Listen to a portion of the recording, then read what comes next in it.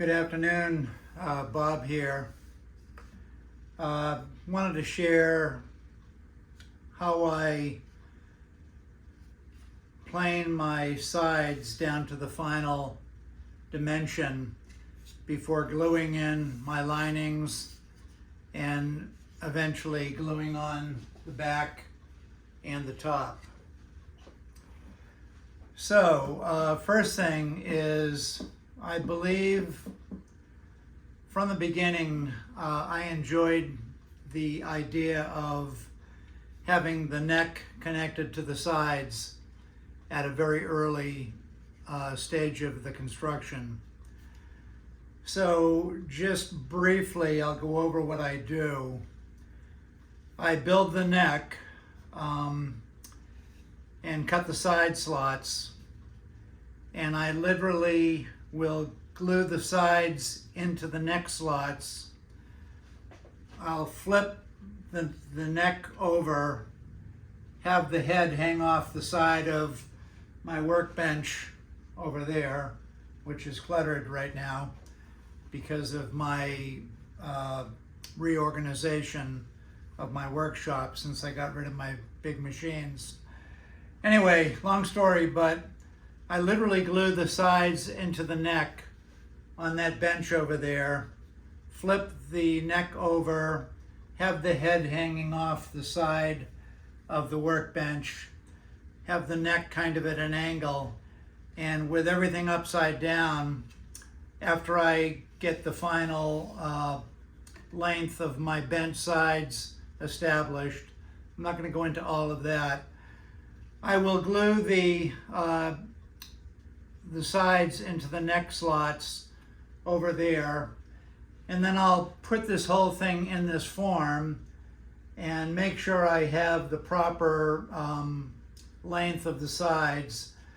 I want it to fit in the form tight, and in order to do that and not make it too tight, I have to make sure that where the sides meet at the bottom of the form, I have to make sure that they're not touching. There has to be just a tiny gap there. And the reason for that is there's going to be inlay there anyway.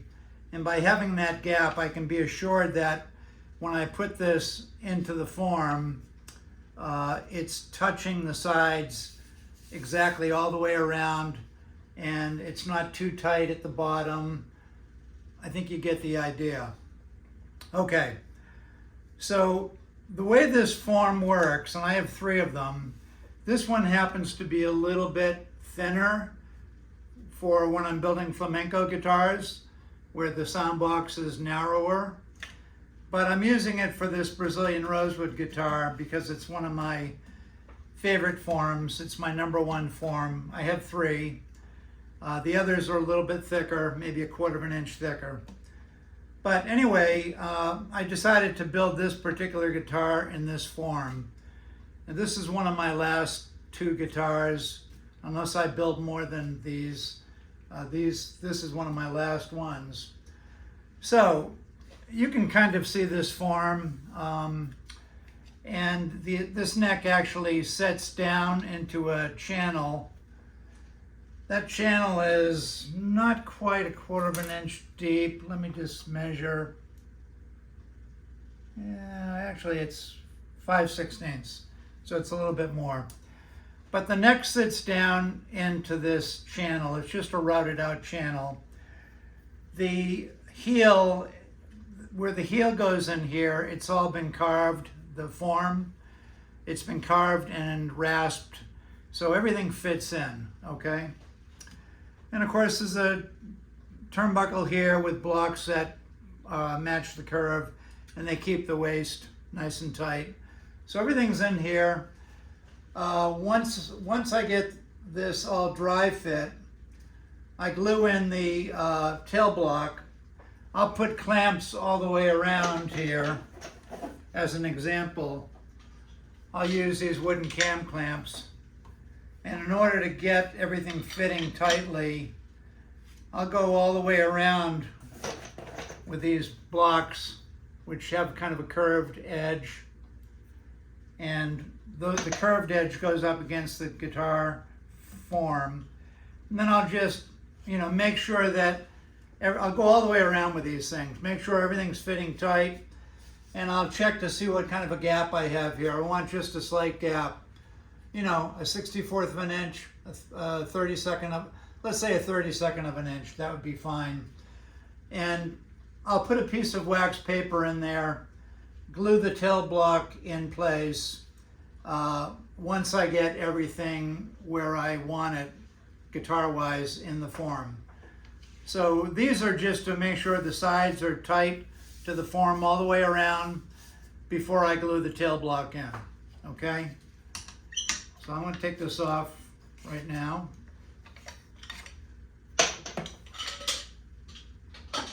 Okay. So the beautiful thing about building this way, I build everything on a 0 line. So if I take a straight edge like this guy, this has been machined to be almost perfectly flat, within a tolerance of maybe a couple of thousandths. And I'll rest this in order to put this in the form properly. The neck gets clamped down and it's a straight, it's not tapered. The neck's not tapered, it's just a neck blank. It's the same thickness here as it is here at the moment. The channel that it goes into is not tapered either. Everything's square and everything is level, let's say. So once I get the neck clamped in, this becomes my 0 line. And then what I want to do is I want to make sure that from this point to this point to that point is all a straight line, okay? And once I do that, then I go around and I make sure that the sides are even all the way around.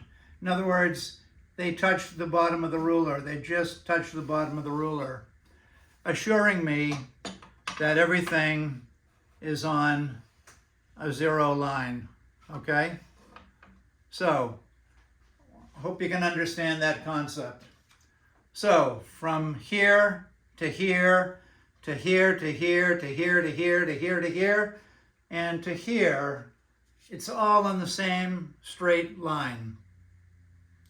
That's important to understand in the beginning. Now, the way I put my action into a guitar, I don't raise the neck, I slightly raise the tail end of the soundboard, okay? And if you can appreciate this, these sides go in and the top of the sides are flush with the top of the neck. But right now I'm going to start planing the bottom side, the bottom edge of the sides, because I'm going to start fitting the back first. I'll fit the top after I get the back all fit, okay? So I'm not working on the top right now, but when I do work on the top, I'll make a video of that, because in order for the top to fit into this shelf is the same depth as the thickness of my top. And in this case, it would be about 3.5 millimeters, because I'm building a thicker top, which is in the other room. But so eventually these sides will get tapered slightly, and I'll explain that later, but if you can just understand, I'm going to exaggerate. In order to, let's make believe this is my top. In order to get the action built into this guitar, the top is going to fit right into the shelf perfectly. And then in order to get the action I want, I'm going to exaggerate here. I'm going to raise the tail end. Now you might say, well, okay, how much are you going to raise it? Not much. The days of putting 2 millimeter tilts into a neck are in the past. Ramirez and other Spanish makers used to put way too much neck angle, and I get those guitars all the time to fix, and it's a major repair to do it properly, and I actually hate doing it, but I like to help people. so I do. And if you can understand, later on, my top will raise very slightly, 1.5 millimeters at the max. Okay? All right, so now that we've established that this is all on a straight line, these sides are 4 inches deep, okay? They're a little over 2 millimeters thick, and they're 4 inches deep. That's the way I always start. Yeah, these are 2, okay? So, sides are 2 millimeters thick, Brazilian rosewood. These were thickness sanded on my Woodmaster sander back when I used to own it. I don't anymore, I sold it. But they're 4 inches this way. Now I want to come out, I want to build a guitar that has a tapered back, which gets narrower at this end and wider at this end. And I've decided that I want the final size of the box, the final depth of the box. I want to make it 3 3/4 at this end and 3 3/4 inches and 4 inches at this end. I want the final box to be that size, okay? And that includes the top and the back glued in place. So it's not just the sides, it's the whole sound box, 3 3/4 here, 4 here, okay? All right, so now what I'm going to do, now that you understand that this is all on one plane and things are clamped in here, this is pretty tight, I'm going to put these feet on.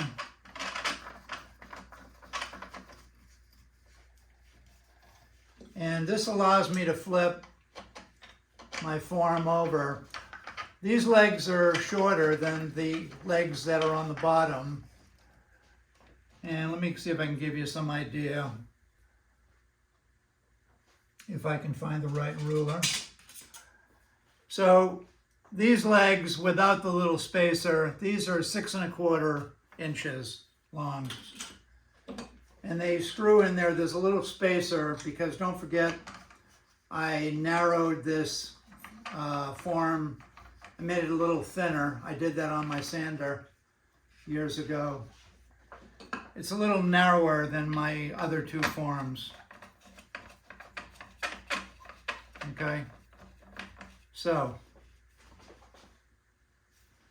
now I'm going to have to take this clamp and put it here. I think it'll fit. Let me see here. Yep. Mainly because the bottom legs are longer now.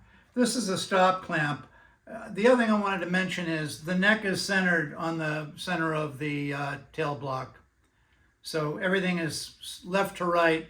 The neck is in perfect left to right alignment. And this block here is a little stop block telling, to help me make sure that that's where it has to be, okay? Because I've already measured it out with a different ruler earlier. I didn't do it now, but it's perfectly centered left to right, okay? All right, let me just get rid of this guy. And I'm going to flip this clamp over. There's a little piece of double side offcut here. Come on now.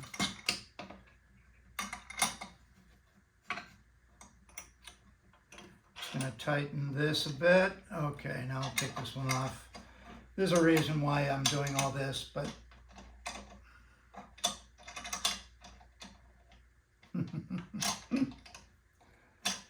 it's embarrassing when you can't do it when you're filming.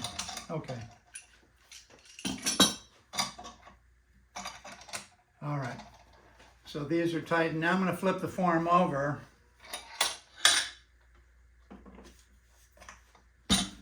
Because I want to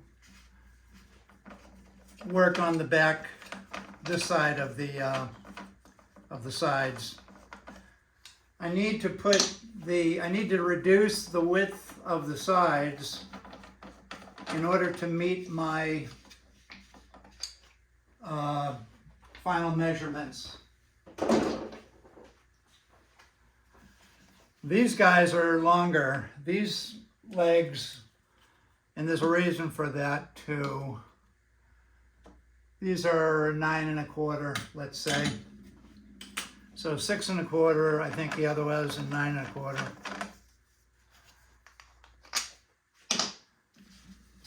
And they're interchangeable. I can put these on the other side or the shorter ones on this side. It doesn't matter. Okay, so the next step is I have to decide how wide these sides have to be in order to meet my final measurements, okay? Now, 4 inches happens to equal 102 millimeters. As I measure this, 4 inches is 102. 102 to 102 and a half maybe, okay? So knowing that it's that, I like to work in millimeters here because it's just easier. But anyway, my final, not touching the top now, I'm going to take the wood off the bottom here. My final ribs need to be 99 millimeters here, all the way down. 98 to 99 is fine. I like to start a little higher than my final mark because when I sand and stuff, I'll get down to perhaps about 98. Anyway, it'll be 99 millimeters right up until 2 inches behind the block, behind the waist. And I start my transition down to the foot and the heel, the neck block, let's say. I start about 2 inches behind the waist and I start my taper down, okay? Also, when I get to about this point, I don't continue the taper. I level it off so that it goes straight across and doesn't continue to keep going down, okay? So if you can appreciate that, this measurement is going to end up around 93 millimeters, and this is going to be about 99, and that's where it'll end up. And once I do that, glue in the curved liners and eventually do the same to the top, and start fitting everything. When I finally close up the box, it'll be 4 inches at this end with the top and back on, and 3 3/4 inches at this end. I would call that a rather thick sound box. It's not as thick as some guitars. Some classicals will actually go like a Ramirez 1A. Oftentimes will go to about 4 1/4 at this end and almost 4 at this end. So you can adjust the box however you want. But as you get thicker, you tend to get more bass response. As you get thinner, the bass goes away a little bit, you get a little bit more treble response. But I like a guitar with bass, and I still want those beautiful trebles from the thicker soundboard. Okay, so hopefully you can understand that. And the rest of it is just getting to that point. Now, I have already drawn on a colored pencil. I either use a pink or a yellow, and I'll draw a line. And the way I draw the line is I have a poster board template which already has the taper in it that I want. And this is actually the tapered end, and it starts tapering a couple of inches behind the waist. It doesn't start at the waist and go down. I like it to start a little bit further back. And the highest point of the guitar will be right about here. Okay, but that's another story. So the way I draw the line is I just put this, I make my marks, and then I trace this tapered edge, which happens to be this edge right here. This would get clamped on here from the center line all the way around. I simply use some lightweight plastic clamps for that. Get them at Harbor Freight, and they're here somewhere. Here they are. You know, these guys, these colorful kind of clamps. They're called spring clamps, and they're not super heavy duty. So I'll clamp the poster board on there, do my line, do the other side, and of course the guitar is out of the form when I do that, okay? I did it yesterday afternoon, so it's already been done. So now all I have to do is plane to that line, okay? Now there are other steps that include the foot and the heel block and also the tail block, all of which are above the line right now. So the first thing I do is I'll grab a little back saw, probably this one, and I already have this line here, so I'm just going to saw down to the line.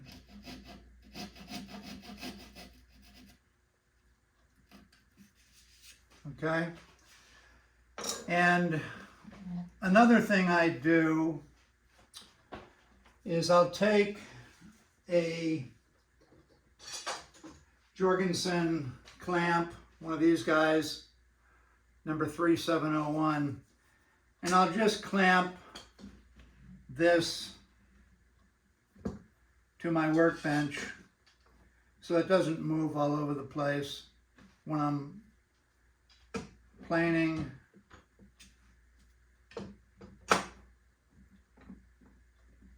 Okay. Okay, so now it's a little bit sturdier. Okay. I won't need this anymore. The next thing I'll do is I'll grab a chisel. I like this big guy for this. And I will start to do this by hand.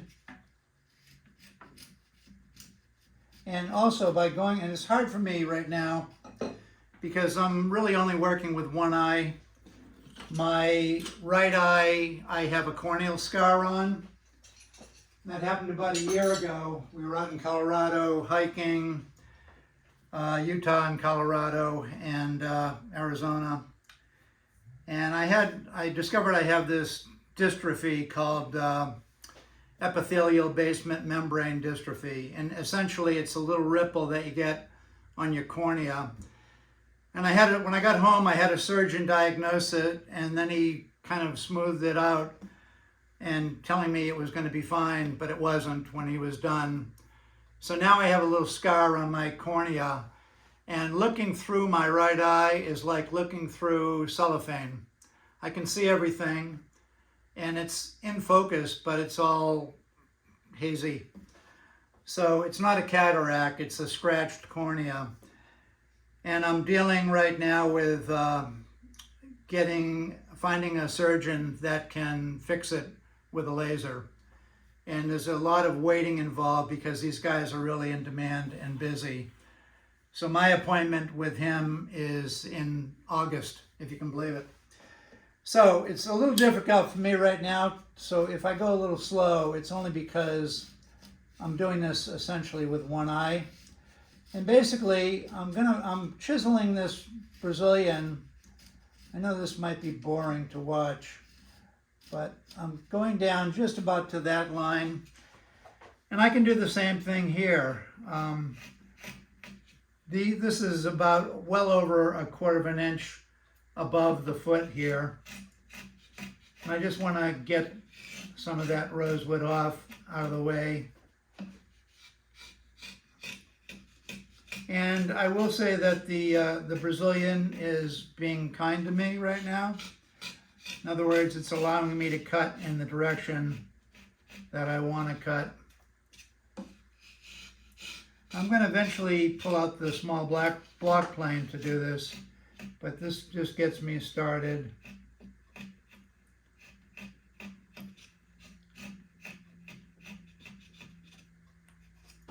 Okay. Now I'll go to the block plane. I think almost everybody has one of these Lie-Nielsen.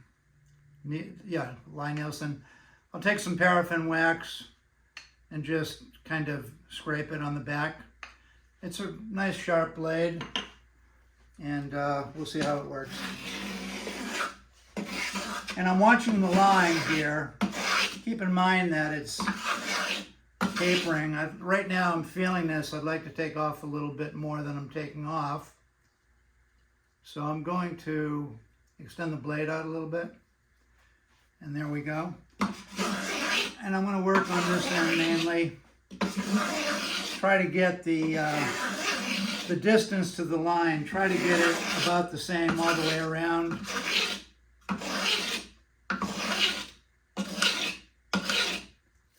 You can see the rosewood. And too bad we don't have a smell-o-vision, because right now, you know, I got that beautiful Brazilian rosewood smell. I'm going to come back here.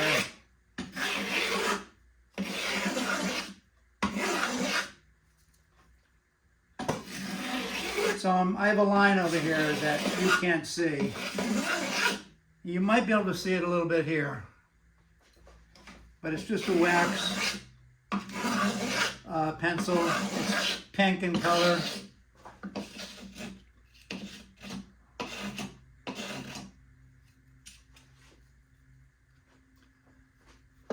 Now I'm going to,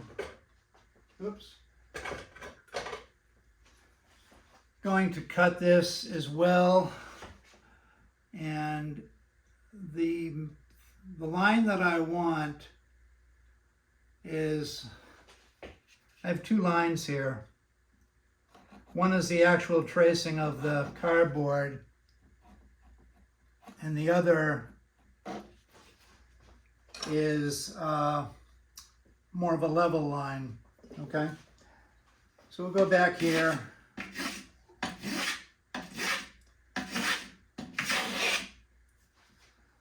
Starting to get hot in Orlando now.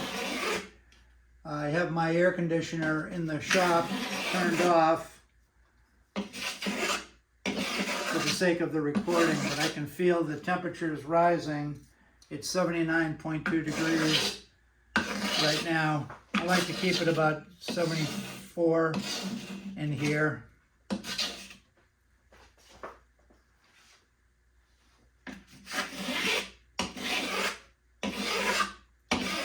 Now, after I glue on the kerfing, I'll go down to my final measurement.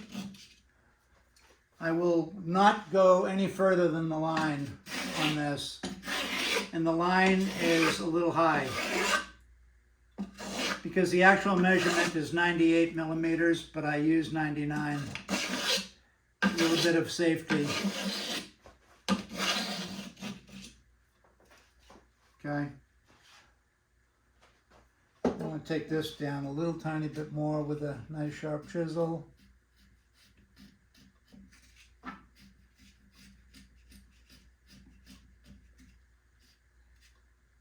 Okay.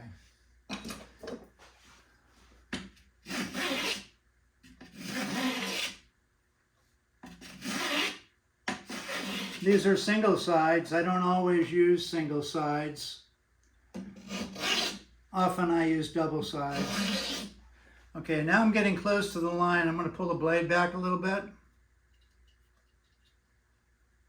Take off a little bit less. You can hear the difference in cutting.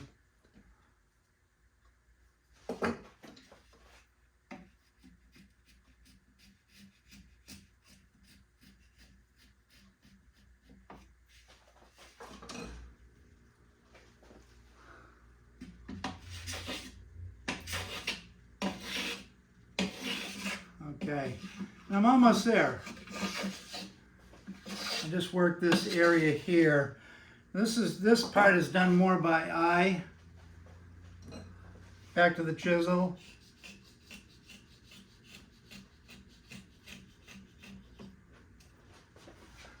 Because I want it to go across level here. I don't want it to keep angling thinner. And I'm almost there. This is an eye thing. Maybe just a little bit more.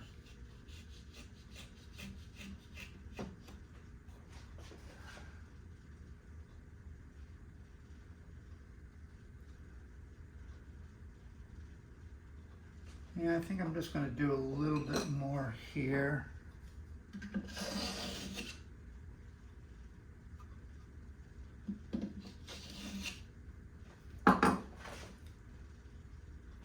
Okay. And this will be about it right there. As far as the rest of this, I'll just take the rest of this excess off. This will be planed down when I plane the foot.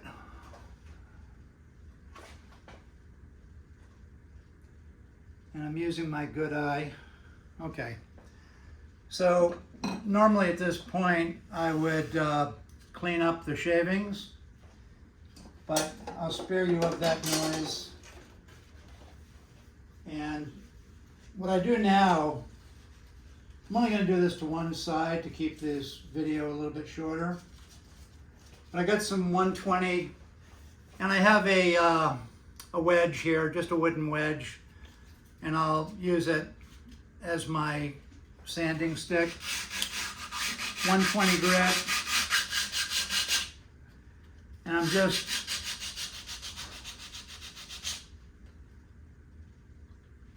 I think I'll go down a little tiny bit more here.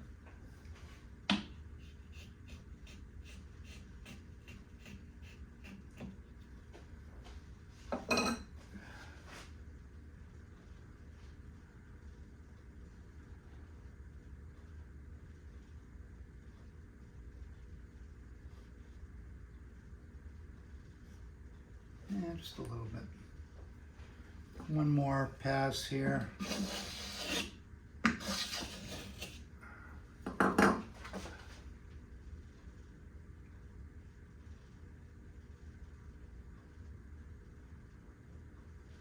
looks pretty good. So back to sanding. Just to smooth this out. And don't forget, the kerfing has to be glued in. I use kerfed liners for the back and the top, but I use the reverse kerfed ones.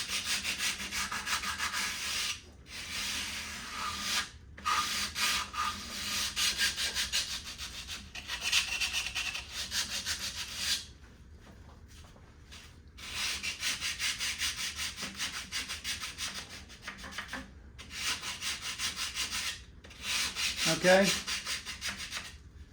Not terribly exciting to watch. Now the tail block will get planed down after I do the other side. So this should be about 99 now. And just a little bit above it, which is great.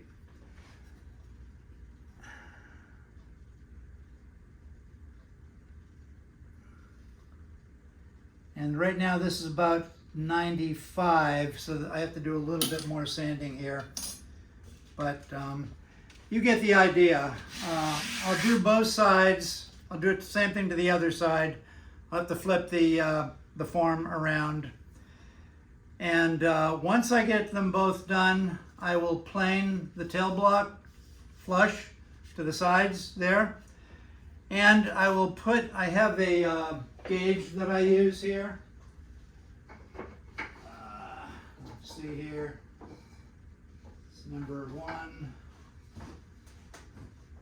I have a gauge right here which has a concave side, and this will tell me, right now obviously this is high, but once I put it right here, this will tell me the curvature. This will show me how much foot I have to take off, okay? And these feet, I think this heel block, yeah, this is a stacked heel block. Normally my heel block is a little bit thicker, so I'm gonna have to, you know, get the final thing just right here. Usually my heel blocks, I don't always use the stacked heel, but I did this time, and I barely had enough to get the final dimensions, and it'll all work out when I'm done. But so I'll do the other side, and I'll get the foot angled to the right measurement and curved. It'll be curved this way slightly, very slightly, and it'll be angled this way to accept the curvature of the back. After I get all that done, I will get the liners out and glue them in, and it'll go from, obviously, from the till block all the way around to the next block. I might do a video of that just to show you the process. But essentially, I will have the back all shaped, and then once the liners are in and they're sanded, then I can do the final fitting to the back. There's 3 braces. I'll get it in the exact place. Try to perfectly cut the notches, set it down, and make sure it fits, everything fits. Because these notches, these brace ends have to go down into the notches perfectly. They're not, I don't want to make them too deep or too shallow.